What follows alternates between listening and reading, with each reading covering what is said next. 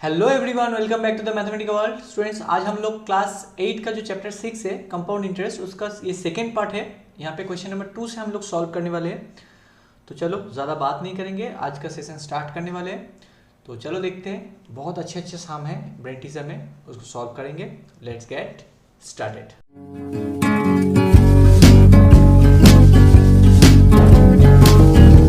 देखो यहाँ पे जो फर्स्ट क्वेश्चन है बोला गया है कि मतलब question number 2, Preeti invested rupees 50,000 at 8% per annum for 3 years, okay, and the interest is compounded annually. Calculate the amount standing to her credit at the end of the second year. मतलब second year तक जो compound interest मिल रहा है वो find out करना है। Simply समझ में आ रहा है ना कि टोटल 3 इयर्स के लिए रखा गया है। तुम्हें पूछा गया कि सेकेंड ईयर के बाद में, मतलब सेकेंड ईयर खत्म हो गया, फिर उसके बाद जो अमाउंट है वो कितना होगा, ये तुम्हें फाइंड आउट करना है। मतलब यहाँ पे बोला गया है 3 इयर्स, लेकिन हम लोग 2 इयर्स के लिए फाइंड आउट करेंगे। Got it. एंड जो लास्ट है the interest for the third year, तो यहाँ पे हम लोग क्या करेंगे, सेकेंड ईयर के एंड में जो अमाउंट मिलेगा उसको प्रिंसिपल बनाएंगे थर्ड ईयर के बिगिनिंग में, और बस थर्ड ईयर में कितना इंटरेस्ट मिल रहा है वो फाइंड आउट करेंगे। चलो देखते हैं, वन बाय वन करेंगे तो तुम लोगों को पता लग जाएगा। तो गिवन में क्या है, P for 50,000, rate of interest 8%, and time जो है यहाँ पे n का वैल्यू 2 लेने वाले हैं हम। 3 इयर्स बोला गया है, लेकिन a का सॉल्यूशन जब करेंगे वहां पे हम लोग क्या लेंगे 2, क्योंकि end of the second year बोला गया है इसीलिए। तो therefore amount equals to rupees क्या लिखोगे यहाँ पे 50,000, 1 plus r by 100 means 8 by 100, compounded annual ही बोला गया तो 8 by 100 होगा टू द पावर 2। अब तो ये नंबर कैंसिल होने वाला है, 4 2 जा 4 25 जर। तो यहाँ पे तुम लोग अगर लिखोगे तो क्या लिखोगे 50,000 उसके साथ नीचे 25, इसको कैलकुलेट करोगे तो आएगा 27 by 25, क्योंकि 2 है तो 1 प्लस 2 बाई 25 कैलकुलेट कर लेना, वो आएगा 27 बाई 25। ओके, चलो तो इसको कैलकुलेट करोगे तो अभी क्या लिखोगे 50,000 इंटू 27 बाई 22 होल स्क्वायर, तो 27 by 25 sorry 27 by 25 into 27 by 25। अब ये तो कैंसिल होगा, 25 2 ज़र 50, 1 2 3 2 30 2000, 25 8 ज़र 200, ओके, तो 1 0 1 देर 80, बस और कुछ नहीं होगा। इसी को तुम्हें कैलकुलेट करना पड़ेगा। तो 27 का स्क्वायर तो 5 to 9, चलो देख लेते हैं एक बार। चलो तुम लोगों के सामने ही कर दे, ये है कैलकुलेटर। तो हम लोग क्या है 27 इंटू 27 इंटू 80, बस ये है 50। अच्छा मैंने देखा ही नहीं, एक मिनट रुको। ओके, 58,320 ये है amount for the second year, mean at the end of the second year this is the amount. Therefore the amount standing to her to credit at the end of the second year is, the amount standing to her credit at the end of the second year is 58,000 rupees, 58,320। ये एक answer आ गया हम लोगों का, ये ए का था। अभी बी में बोला गया कि the interest for the third year, only third year का इंटरेस्ट। तो अभी ये जो अमाउंट है that are going to principal for the third year.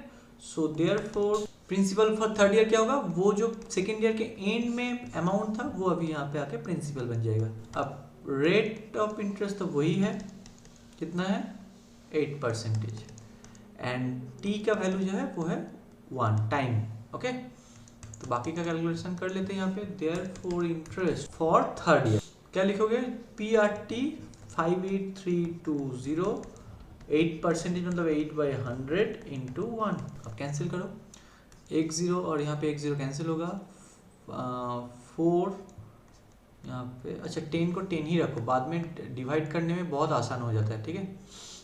इसको कैंसिल कर दो। अब दिस मल्टीप्लाइड बाई 8, तो चलो 5832, ठीक है, और यहाँ पे 8 है इंटू 8, ये आया तुम लोगों का अभी डिवाइडेड 10, तो आएगा 4665.6, 4665.6। Okay, this is the interest for the third year. जो तुम लोगों का बुक है, बुक में ये है 4465.6, वो कैलकुलेशन में थोड़ा गलत है, वहाँ पे वो आंसर में गलत है, तो यही आंसर होगा। ठीक है, इसको तुम और एक तरीके से कर सकते हो, थर्ड ईयर तक वो कंपाउंड इंटरेस्ट फाइंड आउट कर लो टोटल, और उसके साथ इसको माइनस कर दो तो भी आंसर आ जाएगा। I think this is the better method, ये बी नंबर मैंने जो करवाया अभी। ओके, चलो नेक्स्ट क्वेश्चन देखते हैं। मैं फिर से कह रहा हूँ, आंसर बुक में गलत दिया गया है, ये राइट आंसर है। ओके, चलो next. A man had ₹75,000, he invested ₹35,000 in a company which pays him 9% interest per annum, and he invested the rest of the money in another company which pays him 9.5% interest per annum. Find the total compound interest received by him after 2 years. बहुत आसान है, दो सम है, मतलब दोनों को add करके combine करके करना है। क्या करना है, पहले का जो है देखो, टोटल अमाउंट क्या है, टोटल है 75,000, invested money in first company, he invested in the first company ₹35,000, so therefore invested the money in the second company, और he invested, क्या होगा, टोटल जो है 75,000 माइनस 35,000, गॉट इट। तो रुपीज एक्चुअली में यहाँ पे आएगा 00030 आ गया, 5 मतलब और एक 0 आ गया, 40,000 the amount for the second company. Okay, चलो अब क्या बोला गया कि 9% रेट ऑफ इंटरेस्ट में वो फर्स्ट कंपनी में इन्वेस्ट किया है 35,000 रुपीज को, और जो 40,000 रिमेनिंग है वो उन्होंने इन्वेस्ट किया है 9.5% में। तो अमाउंट फाइंड आउट करो, P इंटू पी है ये, अच्छा R इसके लिए है 9% एंड N जो है वो है 2, और यहाँ पे R जो है 9.5% एंड यहाँ पे N जो है 2, दोनों का ही 2 है। तो यहाँ पे क्या हो गया, amount equals to P into 1 plus R/100 to the power N, ये फॉर्मूला अप्लाई होने वाला है। सो 35,000, that compound interest is all about calculation, nothing else. Okay, 2, तो रुपीज साइन दे दो, 35,000। ओके, अब इसका तो कोई भी कैलकुलेशन नहीं होने वाला, तो ऐड करो तो 109 आएगा बाय 100 का स्क्वायर, ऐसा मतलब क्या है, डायरेक्ट में करते हो यहाँ पे, है ना। तो 109 इंटू 109 बाय 100। अब देखो यहाँ पे 0 का तो कैंसिल होने वाला है, 0 जो है 0 0 0 0 ये कैंसिल हो गया, अभी और एक 0 भी कैंसिल होगा, और 10 से मतलब 5 से तो कैंसिल होगा, लेकिन 2 से नहीं होगा, तो इसको 10 ही रखो, डिवीजन करने में आसान होगा। बाद का ये कैलकुलेशन में करता हूँ, यहाँ पे बाकी का कर ले, चलो एक साथ कैलकुलेटर का काम हो जाएगा। अच्छा चलो कर ही देते हैं, 35 इंटू फिर कितना है 109 इंटू 109 आ गया इतना वैल्यू, फिर डिवाइडेड बाय 10 और कुछ नहीं है नीचे, हाँ डिवाइडेड बाय 10, तो ये है 41,583.5, 41,583.5 ये है amount. So therefore compound interest क्या होगा, 41,583.5 minus 35,000, 6,583 is the compound interest for the first case. अभी चलो सेकंड केस में आते हैं। सेकंड केस में जो है हम लोग का अमाउंट जो है क्या होगा, इट्स ऑल अबाउट कैलकुलेशन, में फिर से कह रहा हूँ, ठीक है ना। तुम थोड़ा फास्ट फॉरवर्ड करके भी देख सकते हो कैलकुलेशन पार्ट को। तो P है 40,000 इंटू 1 प्लस R मतलब 9.5 बाई 100⁻²। ओके, रुपीज साइन दे दो, रुपीज 40,000, और यहाँ पे देखो इसको रिमूव करोगे तो यहाँ पे 0 और एक आएगा, हो गया। अभी इसको कैंसिल नहीं करेंगे, ऐसे ही रखेंगे, फिर डायरेक्ट कैलकुलेशन कर दो, तो क्या आएगा 1095 by 100 into 1095 by 1000। Okay, cancel तो होगा, चलो कैंसिल करो, 0 0 2 0 यहाँ पे कैंसिल, 3 0 भी हो गया, यहाँ पे एक, यहाँ पे एक, बस और कुछ नहीं करने वाले हैं हम लोग। इसका कैलकुलेशन मल्टीप्लाई करो, तुम लोग यहाँ पे सिंप्लीफाई कर सकते हो, चलो करते हैं। इसका तो 5 से जाएगा ना, 5 2 ज़ा 10, देन 5 1 ज़ा 5, 5 9 ज़ा, ओके 5 से मैंने कैंसिल किया, तो ये भी 5 से करो, 2 ज़ा 10 20 आ गया, फिर से 5 से जाएगा ये, तो 2 1 9 होगा, और 5 4 ज़ा तो 4 कैंसिल हो गया, 219 इंटू 219 रुपीज़। तो अल्टीमेटली यहाँ पे आएगा, चलो कैलकुलेटर कर लेते हैं, बहुत बड़ा कैलकुलेशन हो रहा है। ओके, ये है हम लोगों का क्या कि अमाउंट। तो हमें कंपाउंड इंटरेस्ट फाइंड आउट करना है, तो चलो CI करते हैं। तो therefore CI equals to ₹47961 minus 40,000।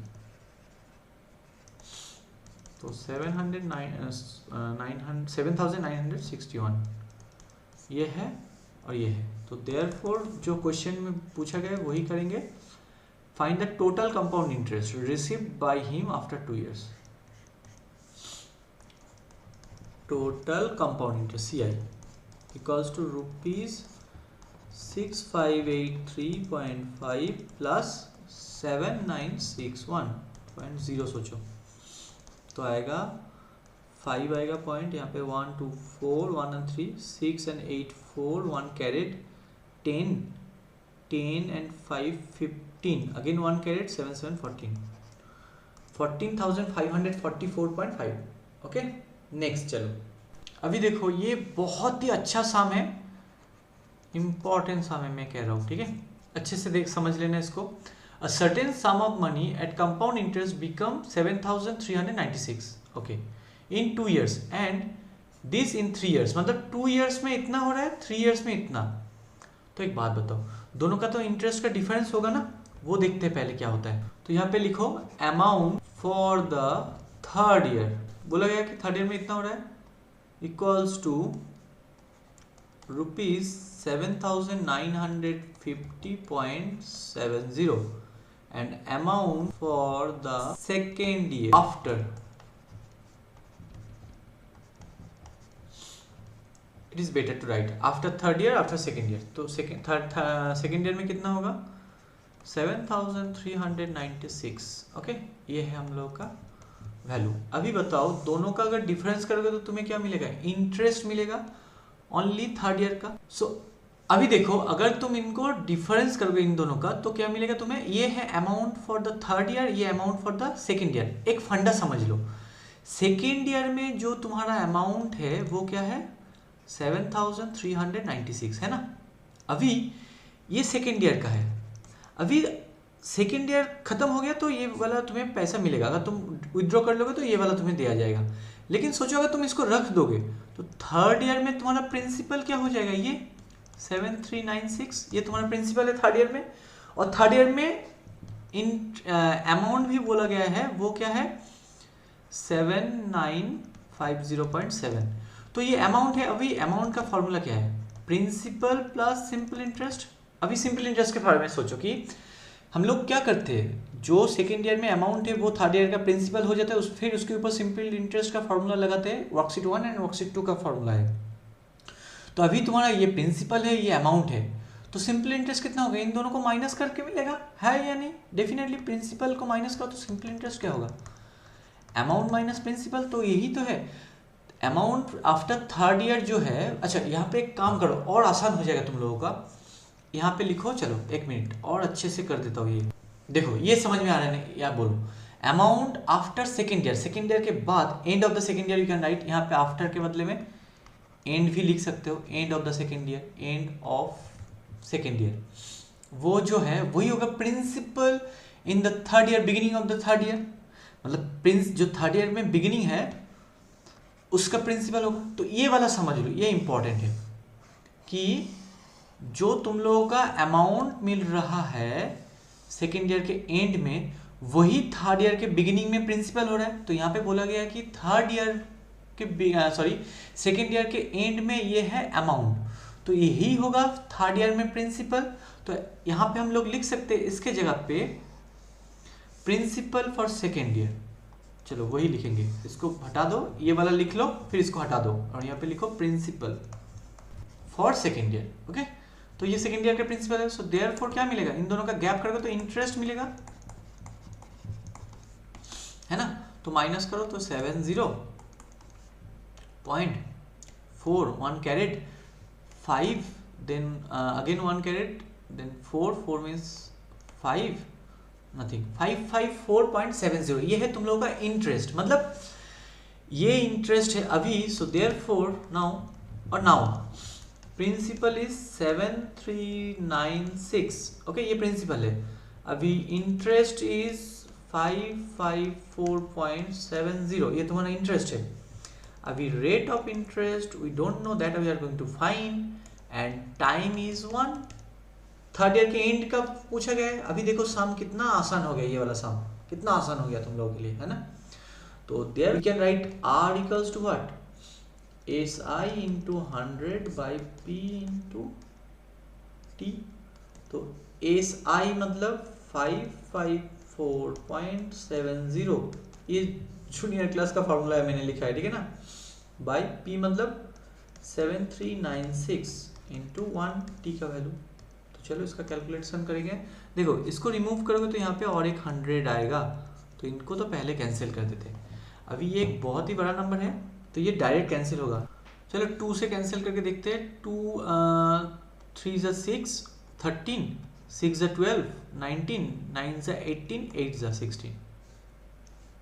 2 से 2 2 ज़ा 4 15, 7 ज़ा 1 4 14, 7 ज़ा देन 2 3 ज़ा 6, 5 ज़ा 10, 2 7 7 3 5 और ये 3 6 9। एक्चुअली देखो ये मुझे याद है, तो 1849 से इसको डिवाइड करोगे। कौन सा नंबर से? 1849। तो इसको अगर कैलकुलेट करोगे 1849 से ये 2 आएगा और यहाँ पे 15 आएगा। तो एक्चुअली मुझे याद था तो मैं कर दिया, तुम लोग अपने से कर लेना हिसाब से। तो ये 15/2 आएगा, तो इसको कैलकुलेट करोगे तो 7.5 आएगा। तो it is our answer. So therefore rate of interest 7.5%। Okay, our answer done. तो बस आज के लिए इतना ही, और ज़्यादा लेंदी नहीं करने वाला हूँ वीडियो को। नेक्स्ट पार्ट में मैं क्वेश्चन नंबर 5 से स्टार्ट करने वाला। तब तक के लिए अच्छे से रहो। कैसा लग रहा है कमेंट करो। Bye bye.